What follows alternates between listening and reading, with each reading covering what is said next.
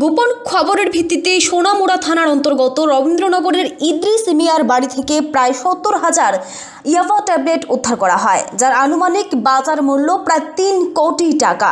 সেই সাথে ১,৩৪,০০০ ভারতীয় টাকা উদ্ধার করা হয়। বিএসএফ এবং সোনামুড়া থানার যৌথ উদ্যোগে সোমবার রাতে এই অভিযান চালানো হয়। সেই সঙ্গে আটক করা হয় পাচার কাজে ব্যবহৃত একটি গাড়ি। পুলিশের আজ পেয়ে বাড়ি থেকে পালিয়ে যায় পাচারকারী ইদ্রিস মিয়া। এই দিনের অভিযানে নেতৃত্ব দেন সোনামুড়া মহকুমা পুলিশ আধিকারিক শশী মোহন দেব বর্মা, ছিলেন সোনামুড়া থানার ওসি জয়ন্ত কুমার দে সহ বিএসএফ এবং পুলিশের অন্যান্য আধিকারিকেরা।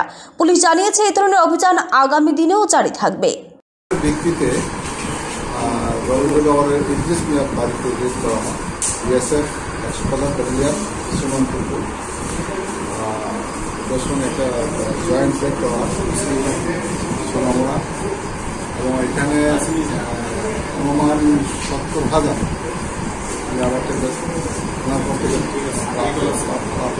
পাওয়া গেছে এবং ক্যাশ ১,০০,০০০ টাকার উপরে তার বাড়ি থেকে পাওয়া গেছে। আমরা একটা এফআইআর নিয়ে আইনত তদন্ত করার জন্য আইন মোতাবেক তদন্ত করে এফআইআর রেজিস্টার করে তদন্ত করে। বাড়ির মালিককে কি আটক করা সম্ভব হয়েছে? বাড়ির মালিক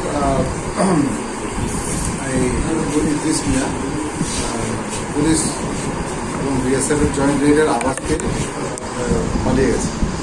তার বিরুদ্ধে কি মামলায় কি ধারায় মামলা নেওয়া হবে? এখন আমরা এনডিপিএস মামলায়